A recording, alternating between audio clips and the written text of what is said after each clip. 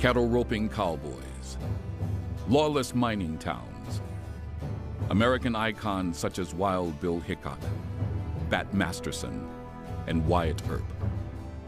Legendary outlaws, the James Gang, the Daltons, John Wesley Hardin, and Billy the Kid. They're all part of that chapter in American history known as the Wild West.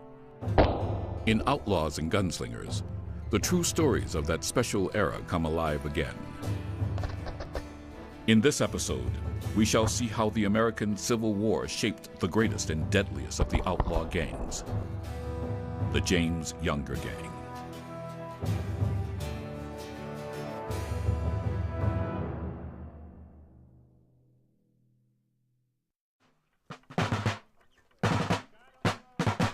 The year was 1863. The American Civil War had been raging for 2 years. No event more than the Civil War would create the cast of characters that would become the icons of the Wild West.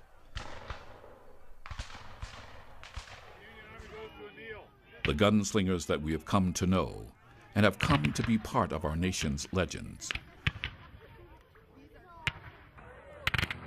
Many historians today would say the events that later unfolded in the Old West were just an extension of the conflicts and vendettas created during that American nightmare.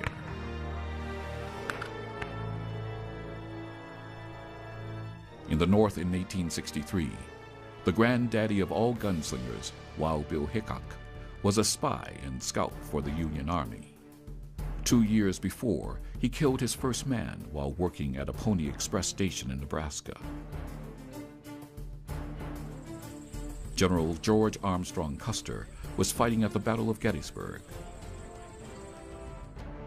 Northern free settlers were pouring into the Plains states as a result of the 1862 Homestead Act that promised free land. Allan Pinkerton, the founder of the Pinkerton National Detective Agency, had just created for Union General George McClellan what would become the Secret Service, and in the process had thwarted an assassination attempt on President Abraham Lincoln. In the South in 1863, Clay Allison, one of the deadliest gunslingers the West would ever see, was part of the 9th Tennessee Cavalry. Populations of Texas Longhorns left behind by the departure of the Mexican ranchers during the Mexican-American War were expanding and roaming free. But the defining event for the unfolding of the Old West took place in the northern state of Kansas when a group of Southern guerrilla raiders headed for the pro-Union city of Lawrence. On August the 18th, Quantrill gathered his group together and they marched west from the Kansas City area to the town of Lawrence. And on that day, they began a reign of terror that lasted much of the day, going from house to house, searching out the men. Altogether, at the end of the day, nearly 150 citizens had been massacred. In this group of Southern guerrilla raiders were its two most famous leaders, Bloody Bill Anderson and William Quantrill. But just as important among its rank-and-file soldiers were the younger brothers and Frank James, the brother of Jesse James. It is among these raiders that the James Younger Gang would learn to kill without remorse. The guerrilla fighting during the Civil War, the guerrilla fighting that would lead to the outlaw gangs, started early in what would become James Gang country. It was the fight over slavery in Kansas and Missouri. It was known as Bloody Kansas, or the Border Wars. It started in 1854 and continued right through the Civil War and beyond. It was the original Wild West. One of the things that was very unique about the Kansas-Missouri border, and this was during the territorial Kansas era from 1854 to 1861, and then on into the Civil War, is the accountability. And I think that that's one thing that defines the West. There is no accountability. During the border war between Kansas and Missouri, the few soldiers that are stationed at Fort Leavenworth, for example, have this whole territory to take care of. There's no way. So everybody knows that, and everybody knows they can get by with anything they decide to do. They might get caught eventually, but they're not going to get caught tonight, and they probably won't get caught tomorrow, and they might not get caught the next day. So there's some time to get by with things, and people took advantage of that. John Brown certainly did. He got by with all kinds of atrocities. So the stage had already been set in Kansas and Missouri. They had a head start on the rest of the country on the Civil War, and it was bloodier, it was more terroristic, it was with the gloves off. And that's the environment that Frank and Jesse and the Youngers and Bill Anderson had fermented in before the war had even started. Once the Civil War broke out in Missouri, a Union border state settled by slaveholding Southerners, there was no choice for her young men. Either you changed your color from gray to blue, or you became a Southern guerrilla fighter.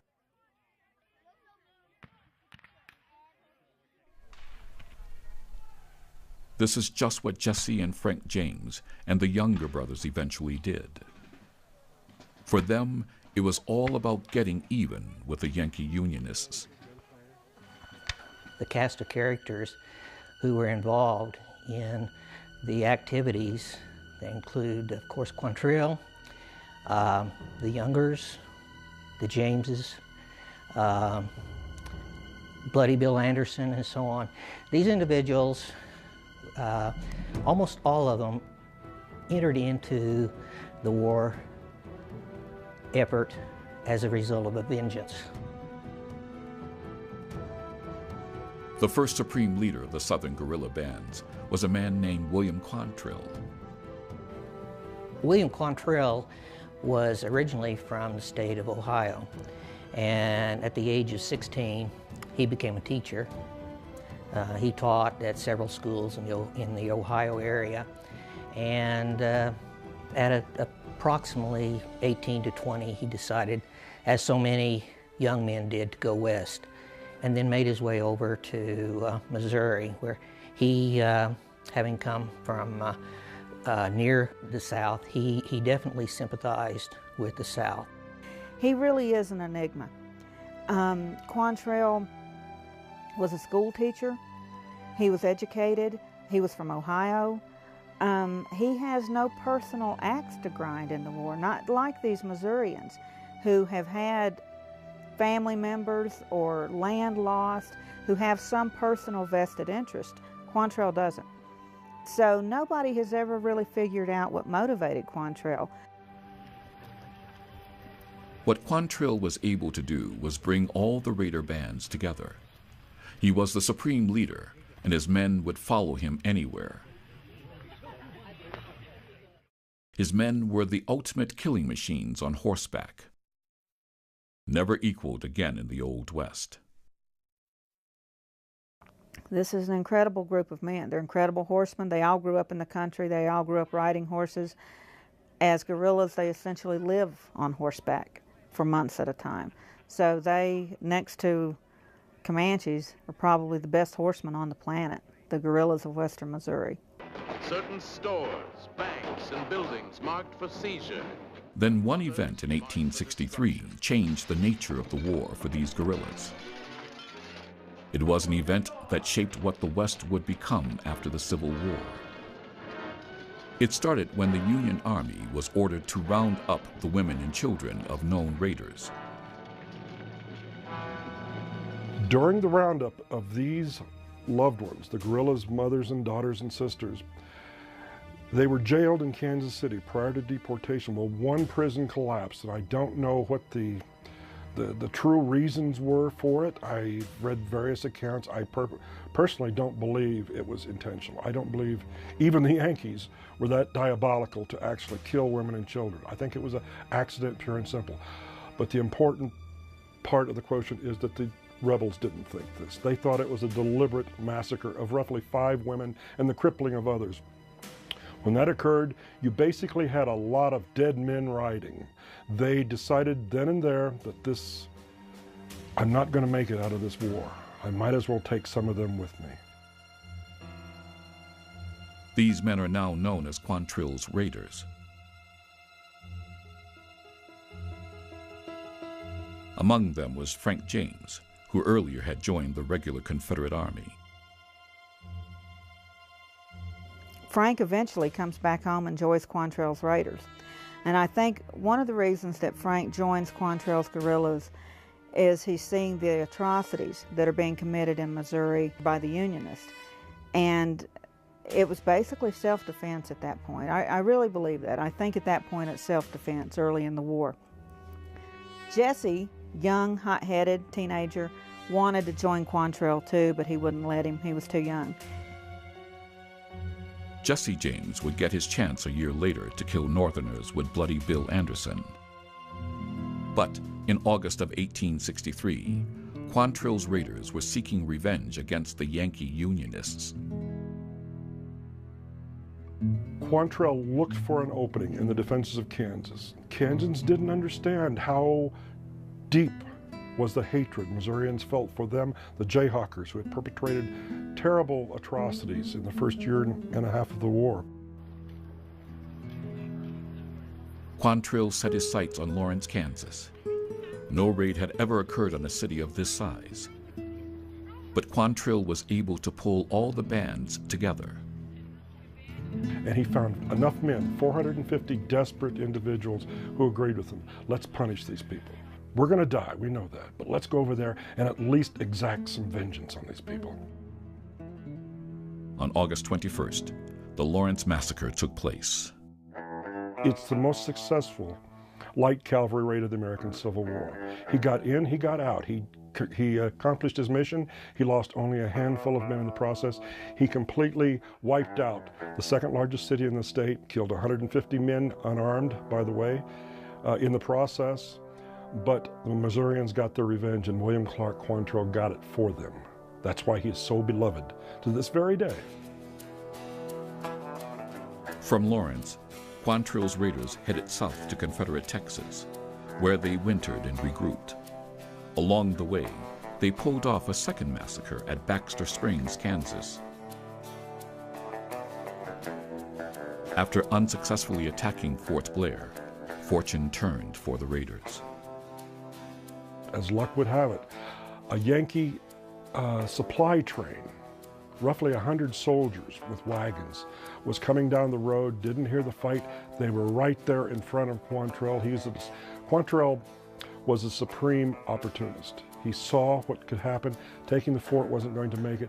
He attacked the wagon train instead, and the result was, within an hour, there were 89 men laying in the road with a neat black hole burned in their head.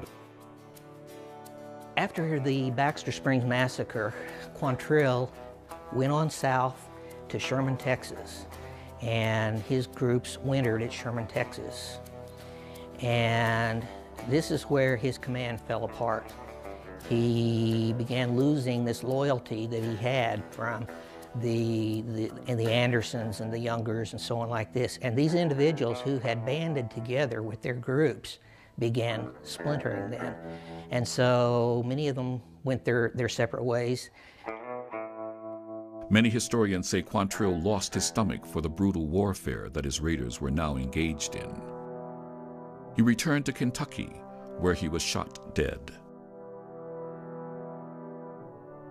When the Southern guerrilla raiders returned to Missouri in 1864, they had a new leader, a leader who was happy to have a 16-year-old Jesse James join him.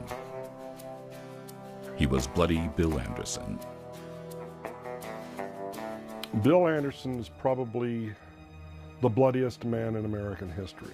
And that's not to say that Bill Anderson didn't have reasons to be what he was, bloody. But Bill Anderson was a man-killing machine, a homicidal maniac. His father was killed during the Civil War. His sister was killed in a prison collapse. His family was scattered to the wind. And in other words, Bill Anderson had lost all hope. The Civil War killed everything that Bill Anderson stood for or hoped for. When the Union occupation forces of Missouri made an enemy of Bill Anderson, they made an enemy of the devil. Bill Anderson quite literally was a devil risen from the ground. He becomes a psychotic killer. And unlike Quantrill, who manages to keep a lid on his emotions, Bill Anderson is never able to do that. I don't think Bill Anderson ever expects to survive the war. And Bill's only mission in life at this point is to kill Yankees, as many as he can. And he sets about doing that. And so Bill takes barbarity to new heights. His men scalp, they mutilate, they terrorize. They wore scalps and body parts on their bodies and on their horses. Now, Bill, not being as particular as Quantrill about who he took, was willing to let Jesse James ride with him. And at some point, Frank had joined Bill. Then on October 27, 1864, Anderson was ambushed by Union troops. Caught completely unaware, he was riddled with bullets. Later, Union soldiers propped Anderson's corpse in a chair and placed a pistol in the dead man's hand. Then photographs were taken. But Jesse James had learned to kill from Bloody Bill Anderson, and throughout his outlaw days, Jesse was more than willing to kill in the same brutal way he had learned during the Civil War. Jesse James is unique in the annals of the Old West. He was an outlaw's outlaw. He was a cold-blooded killer who at the same time was lionized by Southerners and America's Eastern press as a Robin Hood-type hero. He stole more money than any other outlaw. His outlaw career lasted longer, 15 years, than any of the Wild West's killers. No other icon of the Wild West extended the Southern cause and revenge against the victorious North better than Jesse did. The cabin that you'd see behind us is where Jesse, of course, would have been born, and that at the time would have had a square-shaped addition on the east side that was about 1.5 stories that was used for the kids' bedrooms. And so they really did have a nice place here on 200 acres.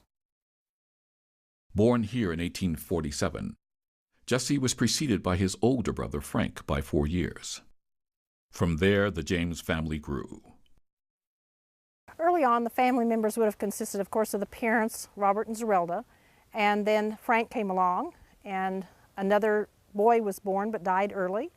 Then Jesse was born, and next was Susan. Those were the James children. Then after the father went to California to start a church for the gold miners and did not return because he died of cholera, Zerelda married another man, Benjamin Sims. That did not work out. He and the boys just didn't get along. And then she married Dr. Reuben Samuel, and they had 4 more children together. So there was John T., Fanny, Sally, and Archie. When the Civil War started, President Abraham Lincoln quickly moved to occupy Missouri with Union troops. As a result, young Frank left the James farmstead to join the Confederate Army. The remaining James family is almost immediately targeted by the Union occupation forces because of their Southern sympathies. Soon trouble comes to this quiet farm. Their stepfather was hanged to the point of unconsciousness by Unionists who came and visited their farm, and Jesse was beaten. Jesse's stepfather is now brain dead, and his mother and sister have been taken off to jail. Jesse essentially becomes the head of the household.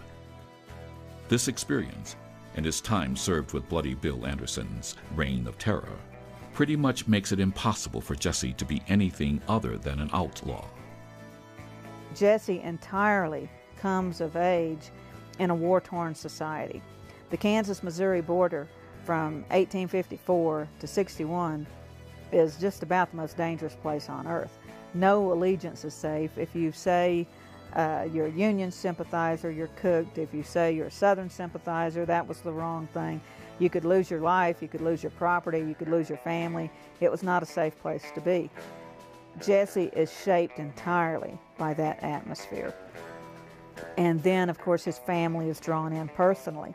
So Jesse never has the chance, I don't believe, to become anything other than a guerrilla. Frank has the opportunity to reach a little maturity before those things start happening. And so I think Frank has a little something to fall back on. Frank can become a little more civilized than Jesse. I don't think Jesse can. I think he is so shaped by this that Jesse can never be a normal person. The other tried and true members of the James gang are the younger brothers. They too are shaped by the Civil War. The younger brothers, Cole, Jim, and Bob, come from a well-to-do Missouri family. At first, they were Union sympathizers.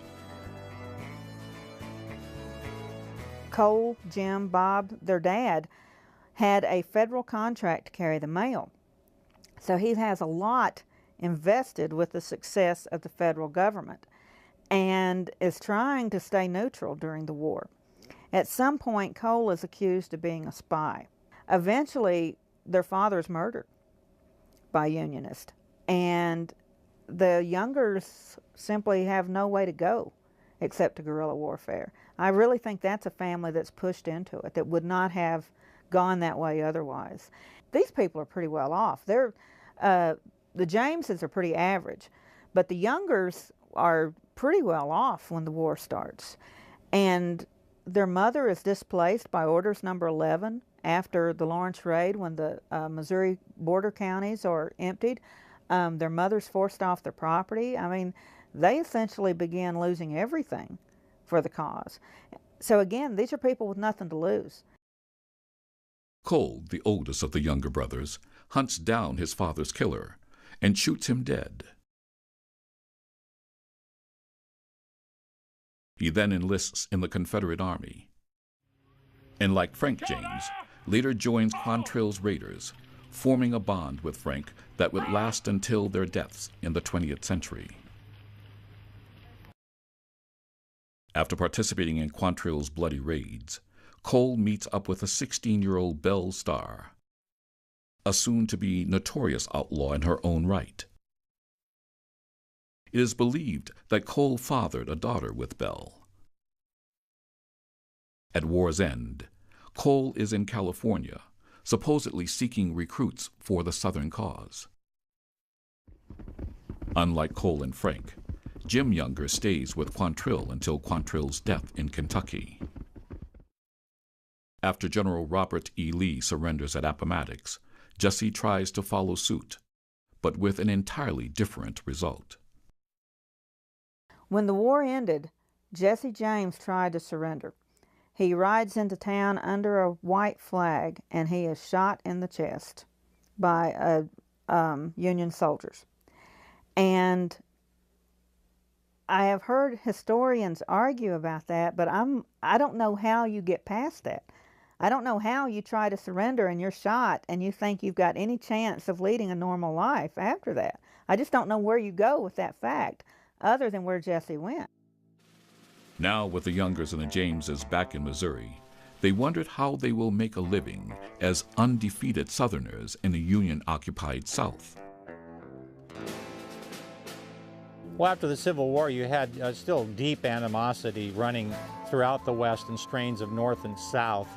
And a lot of these guys were trained to fight, but no one trained them how to stop fighting. And so they only knew one thing, and that was raiding. And then certainly in the case of the Youngers and the James boys, that's the one thing that they knew how to do. And of course they had suffered under Reconstruction, and so they really wanted to strike back. And they were supported and protected by some of the biggest powers in the state of Missouri. Guerrillas were frowned on. They weren't taken back in like the former military were. So they had trouble obtaining jobs, and it just was easier to rob banks and trains than it was to go ahead and live a normal life. As guerrillas, they were trained to just go in, help themselves, and at the end of the war, they were stripped of their citizenship, and this seemed like what was left up to them. They were trained to go in, help themselves, and they just kind of continued the war. In doing so, the Jameses and the Youngers redefined what it means to be an outlaw in the Old West. They are a new kind of gunslinger. Early in 1866, Frank James and Cole Younger are planning something that had never been done before.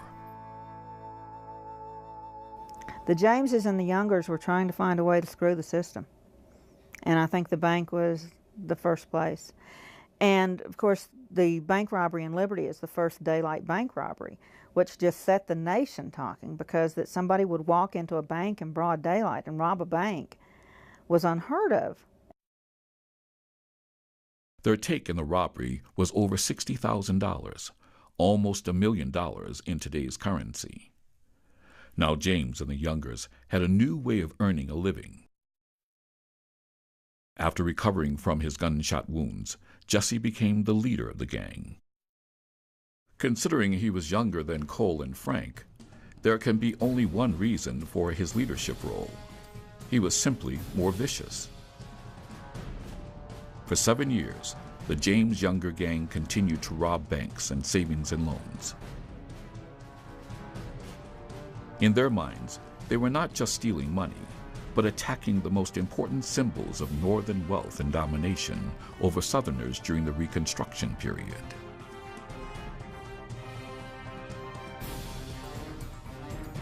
In 1869, Jesse started a relationship with John Newman Edwards, editor of the Kansas City Star newspaper.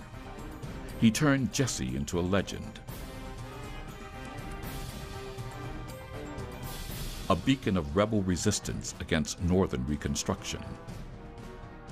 Everybody wants a hero. The South was actually hurting from losing the war, and Frank and Jesse were, I don't know, built up into heroes by John Newman Edwards, the man who was the writer for the Times, the editor for the Kansas City Times.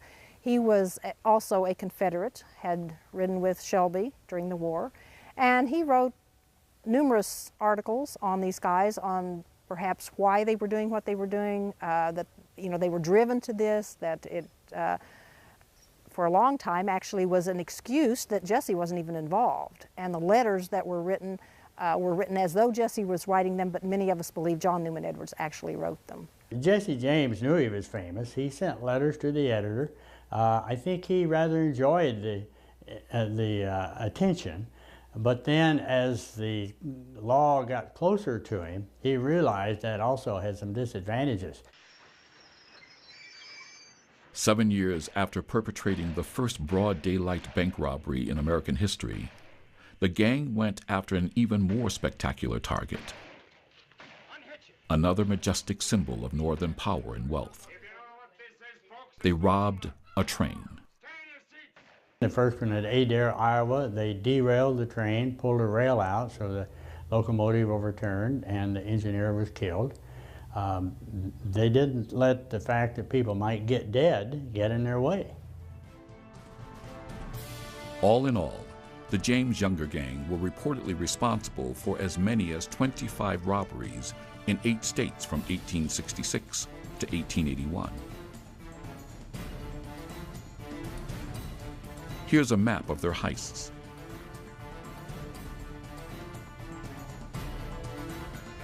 But the robbing of trains marked the beginning of the end for the James gang.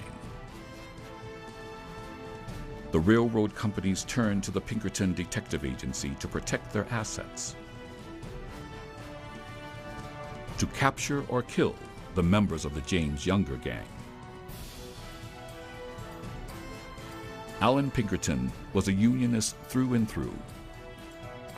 If Jesse was exacting a vendetta against Northern oppression and Civil War injustices, Pinkerton now made it a personal vendetta against the James brothers. In 1874 alone, 3 Pinkerton agents were killed, and the James Younger gang experienced its first loss. The youngest of the Younger brothers, John, was gunned down by Pinkertons. Then in January of 1875, the unthinkable happened at the James farm, where 13 years earlier Jesse had been beaten by Yankees.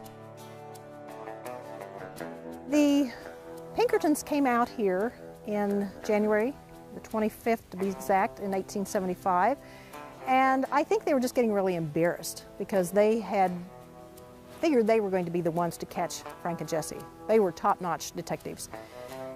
Since 1866, when the boys started robbing, and 1875, they've lost agents. They haven't caught anybody. They're getting frustrated. They were actually told to come out here and start fire to the cabin.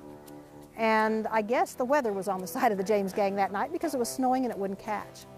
So they resorted to throwing things in through the window. And one of those things that came in through the window was a round metal ball. It went into the fireplace. How it got there is debatable, but at any rate, it exploded. Shrapnel hit Archie in the chest, that's the little 8-year-old boy, and he bled to death that night, which had to have been a horrible way to die. You know, or watch your child, I can't imagine. Mangled Zerelda's hand and they had to amputate, so really bad night for the family. Ironically, Frank and Jesse weren't even there.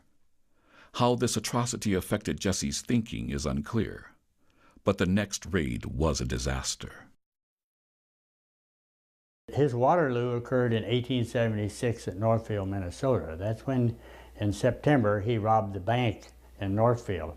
And those people in Northfield, Minnesota didn't look kindly to that. They ran out of the bank and they got their guns and they started shooting back. And eventually several gang members and several town people were killed. The only ones who really escaped entirely were Frank and Jesse James. All 3 younger brothers were wounded and captured. Cole Younger had 11 bullets in him after the Northfield, Minnesota bank raid, and he lived out his life. They thought he was dead. And he had a bullet that came in through the mouth and went up over his jaw and lodged next to his eye, and there's a famous photograph of him after his capture at Hanska Slough in Medalia, Minnesota. And here he is with his eye swollen shut. He has 11 bullets in him, and he lived another 25 years with those bullets still in his body. A similar fate might have befallen Frank and Jesse, except for their ruthless guerrilla training under William Quantrill and Bloody Bill Anderson. Frank James and Jesse James escaped from posse after the Northfield, Minnesota raid, and they all the way through Minnesota, Iowa, all the way back to Missouri, and it would get too hot for these guys. These guys were so vicious and were willing to give up their life that the posses would back off. Eventually, the 2 brothers made it back to Missouri, but by now it was nearly 15 years since the Civil War had ended. The western frontier had moved on, far from the Jameses' original stomping grounds. No longer were Jesse and Frank in favor with the old guard Southern sympathizers. New people were running the state, and they wanted Jesse out of the picture. Still, Jesse knew no other way to live. He had to form a new group, and that's when he recruited Bob and Charles Ford. He had ridden with Charlie Ford before, but Bob Ford was new. He was 20 years old and turned out to be pretty dangerous for Jesse James. Jesse was last in this home just the beginning of April because he came to see his mom and brought the Ford brothers with him. So we understand it that Zerelda was very uncomfortable with the Ford boys and warned Jesse, you know, this doesn't seem right. But, you know, Jesse kind of had his own mind, and they went to St. Joseph. Jesse, his wife, and 2 children moved into this pleasant-looking house on Christmas Eve, 1881. It was on a hill overlooking St. Joseph, Missouri. On April 3rd, He was in this room with Bob and Charles Ford making plans to rob the Platte City Bank the next day. It was a warm day and the front door was open, and Jesse didn't want people to see him wearing guns, so he took them off and laid them on the couch. And then he noticed the picture was hanging crooked. So he climbed on his chair and reached up to straighten the picture. And that was the first chance that the Ford brothers had to see Jesse without his guns. They drew their guns, only Bob fired. The bullet went in behind his right ear, and some people think it came out over the left eye, leaving the legendary bullet hole. And Jesse fell to the floor dead, and his wife and 2 children were in the house. She ran in, and he died with his head in her lap. The Ford brothers ran out of the house and went to the telegraph office, sent a telegram to Governor Tom Crittenden announcing that they had killed Jesse James. It turned out the governor had basically hired the Fords to kill Jesse. At the age of 34, the West's greatest outlaw gunslinger was dead. However, Jesse became even more famous in death. Hollywood has made many movies about Jesse. Always a swashbuckling hero. Always noble in purpose. Not a bad legacy for a psychopathic, cold-blooded killer.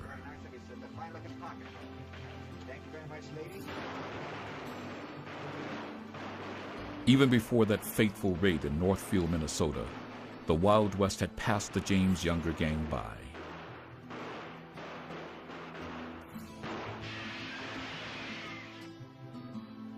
It was now in such places as the cow towns of Kansas, the mining towns of Colorado and Arizona, and the Black Hills of South Dakota, and on the open ranges of New Mexico, Oklahoma, and Texas. These new places would produce their own psychopathic killers and fresh gangs.